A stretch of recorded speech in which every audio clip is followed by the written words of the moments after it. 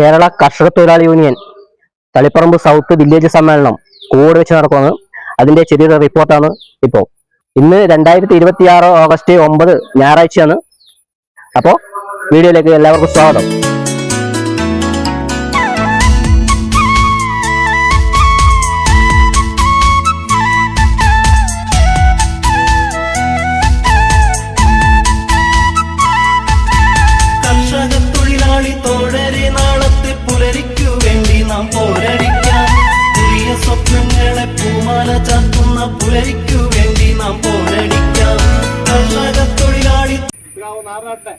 ഈ സമ്മേളന പരിപാടിയിലേക്ക് സ്വാഗതം ചെയ്യുകയാണ്. ഈ സമ്മേളനത്തിൽ പങ്കെടുക്കുന്ന ഏരിയ കമ്മിറ്റി അംഗം ശ്രാവ് എം രവിയേട്ടൻ ഇവിടെ എത്തിച്ചേർന്നിട്ടുണ്ട്. ശ്രാവ് രവിയേട്ടനെയും ഈ സമ്മേളന നടപടിയിലേക്ക് സ്വാഗതം ചെയ്തുകൊണ്ട് ഈ സമ്മേളനത്തിൻ്റെ ഭാഗമായിട്ടുള്ള പതാക ഉയർത്തുന്നതിന് വേണ്ടി വില്ലേജ് കമ്മിറ്റിയുടെ പ്രസിഡന്റ് ശ്രാവ് ടി ചന്ദ്രനെ ക്ഷണിക്കുന്ന അതിനുവേണ്ടി സ്വീകരിക്കാൻ അഭ്യർത്ഥിക്കുന്നു.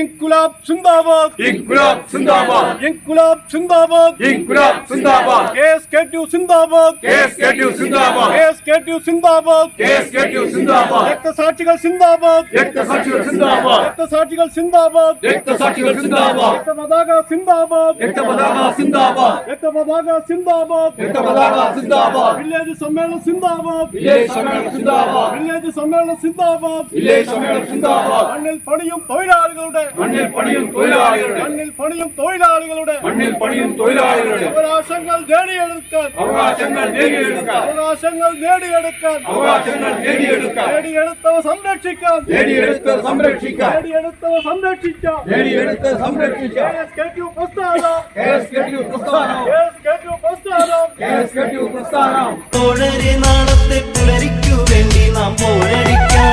പുതിയ സ്വപ്നങ്ങളെ പൂമാല ചാർത്തുന്ന പുലരിക്കു വേണ്ടി നാം പോരടിക്കാം.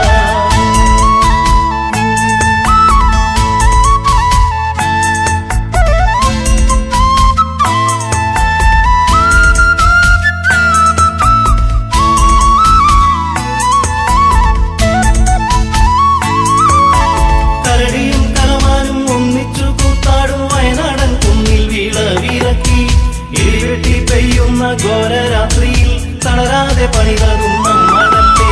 കരടിയും കലമാനും ഒന്നിച്ചു കൂത്താടും വയനാടൻ കുന്നിൽ വിളവിറക്കി ഇടിവെട്ടി പെയ്യുന്ന ഘോരരാത്രിയിൽ